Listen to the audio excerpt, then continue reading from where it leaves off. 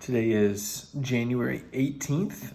We're reading Proverbs 18 together. Let me remind you, if you're just joining us, or maybe if you've missed some days, don't try to play catch up. Let's just start in Proverbs 18. Our goal is not to read through the entire book of Proverbs necessarily.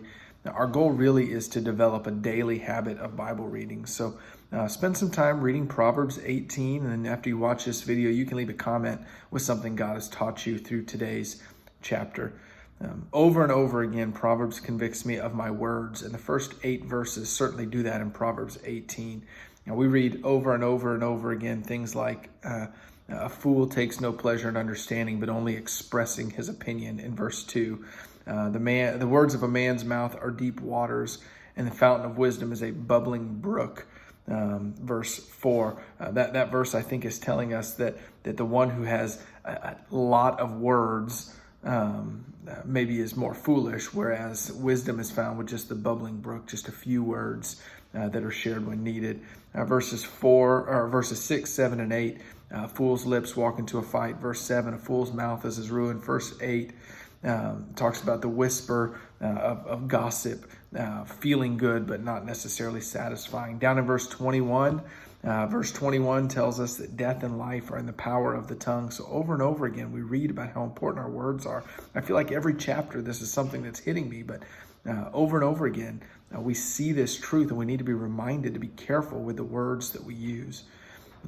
Verse 17, as I read through it, I don't remember this verse reading before, but I really like it.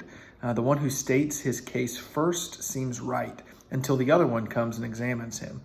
It's a warning not just to take for truth the first thing we hear as if it's absolute truth. Sometimes we hear something that tickles our ears, sounds good, and boy, with Facebook and social media, how true is this for today? You scroll through and someone makes a case and a point, and you think that sounds really smart, or it's something we agree with. But when you hear the full picture, not the biased picture, the real truth comes out. So it's important for us to know what truth is, and not just to take the first thing we hear as absolute truth.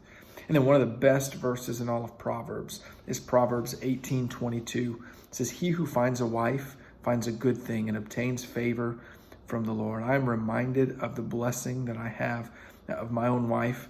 Now, hopefully you spend some time thinking about the blessing of your spouse. Now, maybe it's your future spouse. Maybe you're praying for the right one to come along. Know that God has gifted us with family, and I'm so thankful for my wife, my family.